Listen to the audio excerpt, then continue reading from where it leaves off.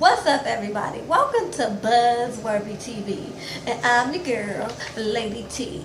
And today we are talking love and hip hop New York, y'all. So let's get into it, y'all. I was so upset. This thing got leaked, damn near a week ago. And you know, every time I tried to get the link, it kept saying it was expired. So I wanted to get y'all the video, like, this weekend when I had a little bit of free time, but no, right? So I had to watch it last night or whatever. So let's get into the show, because it is a lot to cover, y'all. Okay, so the episode picks back up where we left off at Bump Bitches on Text single release party. And you know, it done came out that Cisco, with his trifling ass, is dating Miss Mo Money, and he also trying to get at Mariah Lynn. So of course they go at it or whatever. And here's the thing about Miss Mo Money. Like, everybody is pointing the finger at her, even though it really wasn't her fault. Let's really just talk about this, y'all. She tried to exit herself out the situation like a lady. She was like, Cisco ain't dating me, because I don't date nobody who dating somebody else. She was about to exit stage left. But Miss Mariah Lynn had to, you know, rub it in that, you know, she was kicking it with Cisco. So they got into it. And like Miss Mo Money said, hey, y'all both could get escorted out. And here's the thing, Mo, while I get where you were coming from and you weren't wrong necessarily in this situation, a lot of people looking at you crazy because you constantly put 20 on 10. So no matter what you do, you always gonna be in the wrong because you got such a fucked up attitude, and that's just what it is. So of course, you know, Rye Ali is like, any hope of her trying to manage bad bitches on deck or whatever ain't happening. There's no hope now.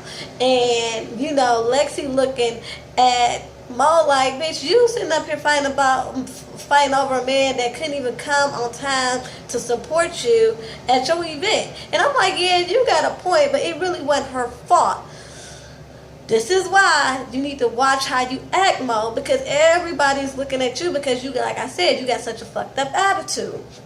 And so we got Mariah Lynn waiting on her Uber, and she talking to Cisco like, fuck that bitch. You know, she spilled my drink. You don't waste good liquor. And I'm like, you thirsty broad. You can tell you ain't never been nowhere nice. You all sitting up here worried about some liquor. Now, don't get it twisted. I get offended too when people waste liquor. But you was just doing way too much. Like, you was agitating the chick and you expecting her not to do nothing.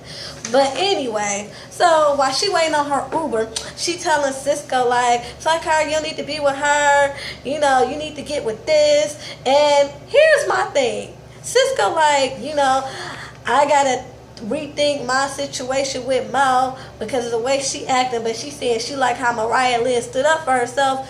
Mariah Lynn promoted the whole fucking thing. But Cisco, he an idiot anyway. So if that's what he want, hey, y'all have at it. Okay, so then let's move on to Yandy and Mendy's. Basically, they get to have a sigh of relief and they can chill for a minute because they was on their way to the sentencing for Mendy when his lawyer called and said, hey, check this out. Man, you got a couple of more days because his sentencing has been postponed. So he's decided to chill and spend all the time that he can with his family. So sweet. Anyway, so let's move on to this fuck shit. Peter and Tara. Y'all sit down, put your earbuds in, whatever you got to do. Have all the children out the room because I'm sick, okay? I'm sick of this shit. So, Peter Gunn, with his punk ass, and yes, he is truly a punk ass, ran off after the altercation at Tara's house when Amina admitted that she was pregnant, and then, you know, her and Tara got into it. he gonna let these two chicks fight over him, and he gonna leave. So these two chicks fighting, you got your wife pregnant, and you just gonna leave? Punk ass nigga. So anyway, he's sitting up there hiding out the studio. And, after a while, I guess Tara sitting up crying and waiting on his ass to finally show his face, so she tracks him down or whatever. And basically, she wants to let him have at it, talking about, you played me, and I moved all the way from Queens so you could be near your kids, and since that's not happening, I'm moving back to Queens. And I want to be like, chick, you shouldn't have never left in the first place. How dare you uproot your whole life over this bum ass nigga? And yeah, I don't give a fuck. Y'all can say I'm using nigga, bitch, too much or whatever, but when it comes to scumbags like that, he getting it all, okay? He's every nigga motherfucker in the book, okay? Because I'm sick of him. So if I'm gonna get a whole bunch of dislikes, y'all have at it, 'cause I really don't care, because he makes my ass tired. Okay, I can't. Like, this nigga, he just sitting up there playing instruments like, do what you gotta do.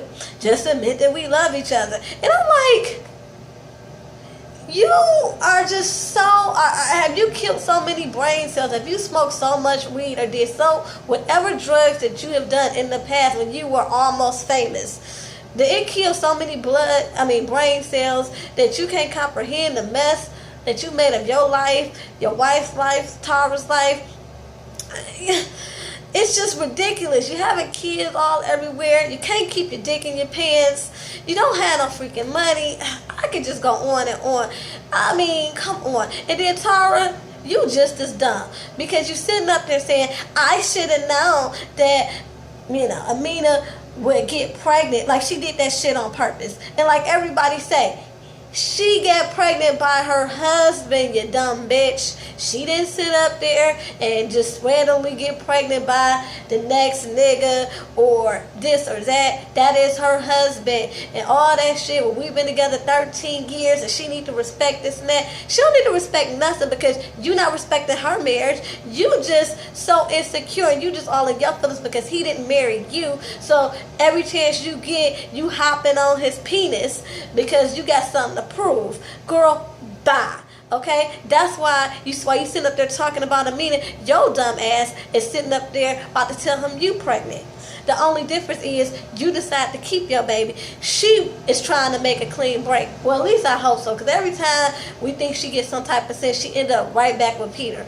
So if she feels as though she need to make that decision so that she and her baby can move forward, well, that's a decision that she got to live with. But you sitting up there continue to have babies by this man that he can't afford to take care of. He in and out because he can't keep, again, his dick in his pants, which is going to leave you with another baby to take care of by your damn self. Girl, get out of here. You got to be the dumbest bitch on reality TV. Anyway, so let's move on to Yandy and Young B. Yandy done scheduled a studio session for Young B. Young B dumb self gonna come in there an hour later talking about she had to get her hair and her nails done and all this other stuff. And I'm like, girl, bye. You trying to do all this for the camera, girl. If you don't just come in there and look casually cute and get behind that booth and show us what you're working with, because at the end of the day, you need to use this as a platform to get to the next level. You showing up an hour late, Yandy or nobody else is going to want to mess with you. And so after Yandy read her for being late, she tells her, hey, my friend Tara, she, does etiquette classes, and I think you would benefit from attending some of her classes. And Young B is like, okay, I'll do it, but only if I can bring my girl Carly B or whatever. So with that being said, she meets up with Carly B at this Zamba class, and she tells her that, hey, Yandy wants me to take this etiquette class that Tara is giving, you should come. And Carly be like, well, maybe I should go to that class because my managers be saying that I got an accent and all this and all that. So I go with you to class or whatever. I know I can't do a good Carly B impression, but she just kills me. I love her. So anyway, they decide they're gonna go to the etiquette class or whatever. Then we got Mariah Lynn and her mama. Oh my God. So pimping Scott Young. Okay, she got the market cornered, y'all. She got the lesbians for y'all. She got the gay men for y'all. She got the ratchet, thirsty hoes for y'all. Now she got the white trash for y'all. She got something for everybody, okay? So Mariah Liz is going to pick up her mama from jail because her mama can't stop stealing. She a klepto, y'all. And so she had to pick her up from jail, and she done sat up there and had to sacrifice her rent money to bail her mama out of jail or whatever. And so she going off on her mom because she like, look, when will you learn? When will you too old for this? You know, when will you stop making a mess of your life? And she was like, well, it's like I got a habit. It's just like, you know, I get bored and I either want to do drugs or steal. And I'm like, that's the best. Those are the only two options you got.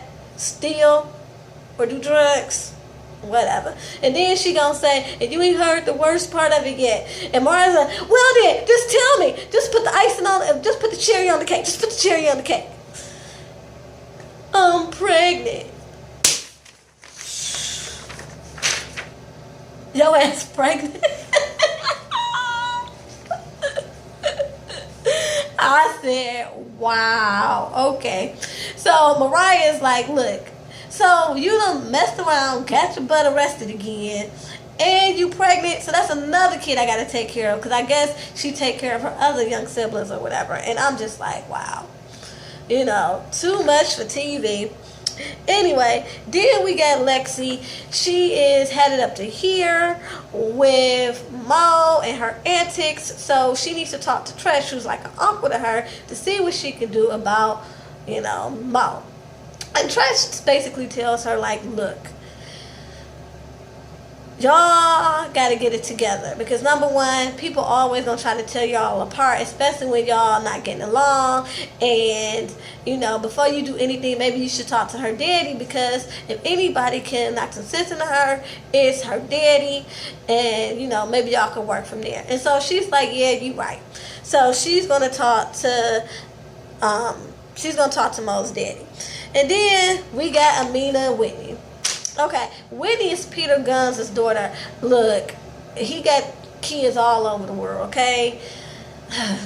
So, and I guess he got one that's almost around the age of Amina.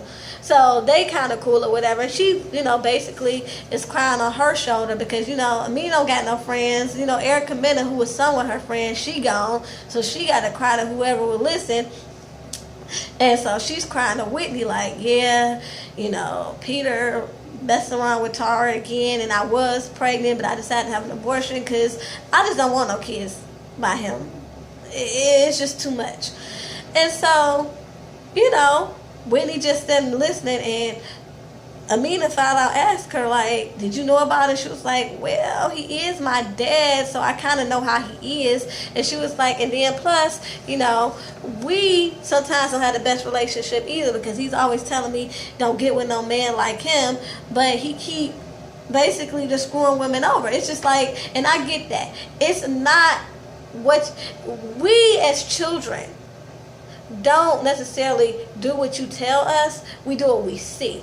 So Peter telling his daughter Whitney, hey, don't end up with no man like me. Yeah, that'll go a little way, because at least they'll be like, well, you know, he did try to warn me that, you know, he ain't no good, and there's niggas out here that's just like him, they ain't no good. But she gonna end up with somebody just like you, Peter, okay? Because that's all she's seen in her life. I mean, like she said, you sat up there and was sitting up there running in and out with her mother. You know, you weren't faithful to her mother or nothing like that. So, I mean, she's going to go by what she sees. So all that, don't get with a nigga like me, is only going to go, you know, so far. So anyway, then we got Young B and Carly B at the etiquette class with Tara. That was a hot ass mess. Okay, first of all, you know, these girls, they first of all, Tara can't tell nobody nothing. She is no Iyanla. She can't fix nobody's life. I mean, her life is just way too fucked up. So I'm with them. I'm just gonna sit up here and act a fool and get this money from this camera time.